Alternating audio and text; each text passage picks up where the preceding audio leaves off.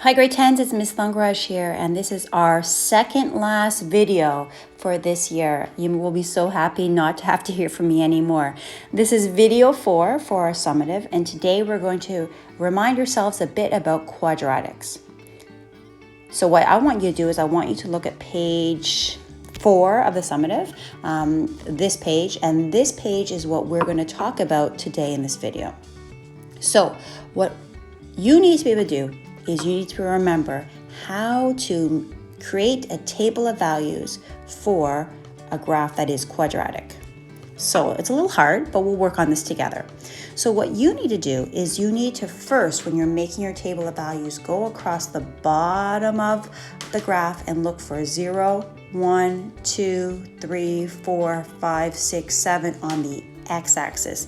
That's step number 1.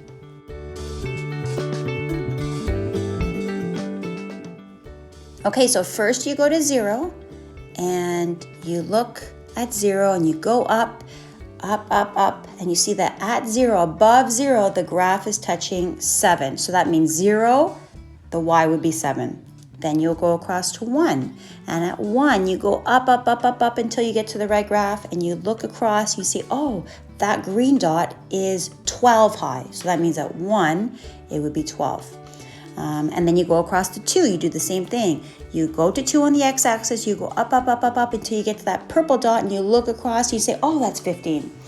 And then you go across to 3, and you go straight up until you get to the right graph. You go across, and you notice, oh, that black dot at the top is at 16. So you can see that I've begun to fill up my table of values. At 0, it's 7, at 1, it's 12, it's 2, it's 15, it's 3, it's 16. And remember, because it's a quadratic, there should be symmetry, which means on the way down, it should be the same number. So that means at 4, it's 15, at 5, it's 12. We know that at 6, it would be 7, because it has to follow that same pattern. So it's nice and symmetric. The middle number would be the vertex, and then on either side of that vertex, the numbers are the same. Just on one side, it's increasing, and on the other side, it's decreasing. Your next step in the table of values is to calculate the first differences. That means how much is it jumping for the y's. So when I go from 7 to 12, it's going up 5. When I go from 12 to 15, it's going up 3. How could you get those numbers? Well, what you could do is subtract. You go 12, subtract 7 gives you 5. 15, subtract 12 gives you 3. 16, subtract 15 gives you 1. Now, when you're going from 16 to 15, the next one, it's actually dropping 1. So if you went 15, subtract 16, it would give you a -1. And then you'd have a -3. And you'd have a -5, because when you're working with quadratics, there are nice patterns. Last step, we need to complete the second differences. And the second differences should always be the same if it is a quadratic. If it's a quadratic, the numbers should be the same. So our numbers are all the same. It's -2. Now, why is that the case? Well, because if you go from 5 to 3, that drops 2. If you go from 2 to 1, that drops 2. If you go from 1 to -1, that drops 2. It keeps dropping 2. And if, when you're doing your summative, you're noticing that your second differences are not the same, then you're making a mistake. And you want to send me a message so I can help you out with that.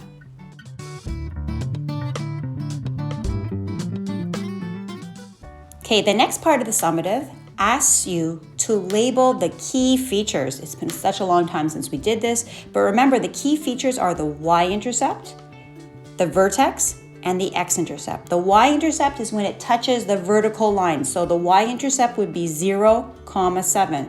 And in this question, it'd be where the person was at the beginning.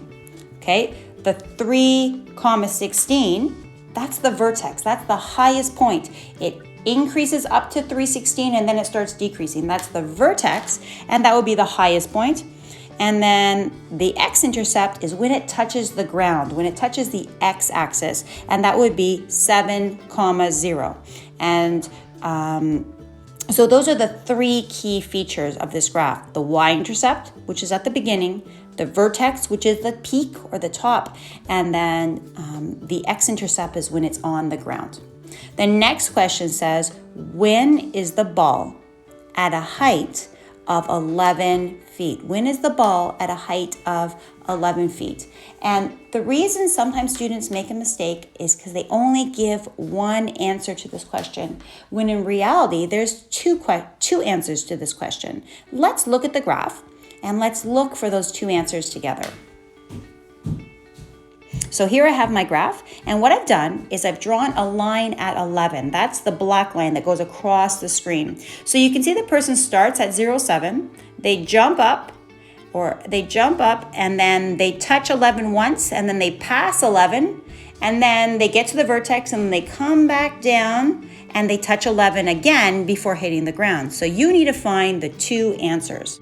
So how do you do this? Well, okay, first thing is you draw that line across the graph at 11, and then you look for where the line touches the red curve. And so once that black line touches the red curve, you make a dot there, and then you go down all the way to the x-axis and you figure out what number it's touching. And I believe it's touching 0.75 the first time. And then you go across the line, the black line again, to the second time. And when you get to the curve, that second time near the end, you go straight down and you look for the number on the x-axis, and I believe it's 5.25. Okay, where is the second x-intercept? Remember, x-intercept means when it's on the ground. We only see that red curve being on the ground once at the end of the graph at 7,0. So what we need to use is we need to use symmetry. So I've drawn the axis of symmetry. I've drawn the line right down the middle, the line that goes through 3.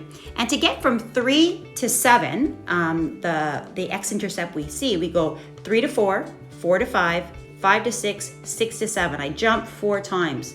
So if I want to find the other x-intercept, I need to jump backwards 4 times. So I need to go 3 to 2, 2 to 1, 1 to 0, 0 to -1. And that's where the other x-intercept would be.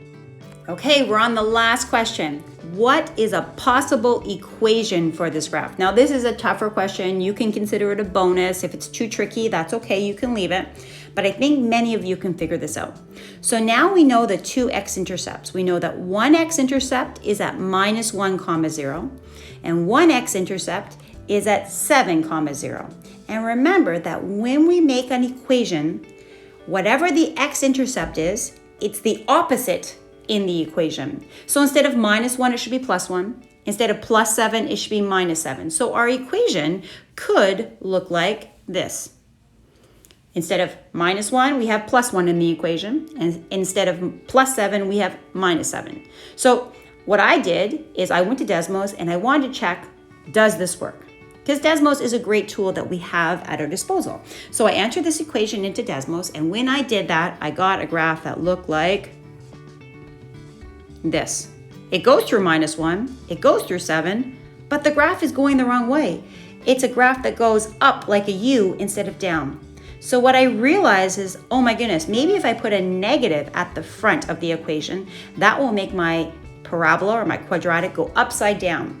So I'm going to put the negative into Desmos and see if it gives me a graph that goes through -1 and goes through 7, but that goes upside down instead of like a U. Oh, look, it works. So I've got this beautiful quadratic that goes through -1, that goes through 7, and it's going upside down. That's why we have the -1, the negative at the front of the equation. Like I said, we're almost done school this year. Today's video, tomorrow's video, and we're all done. So don't get stressed. If you need some help, if you want to ask me for help, send me a message, send me an Instagram, send me a text, send me a WhatsApp or an email, and I'd be happy to help you out. I hope that you're doing well, and I hope you enjoyed today's beautiful sun. Wear sunscreen and a hat and a mask. Have a great day. Bye.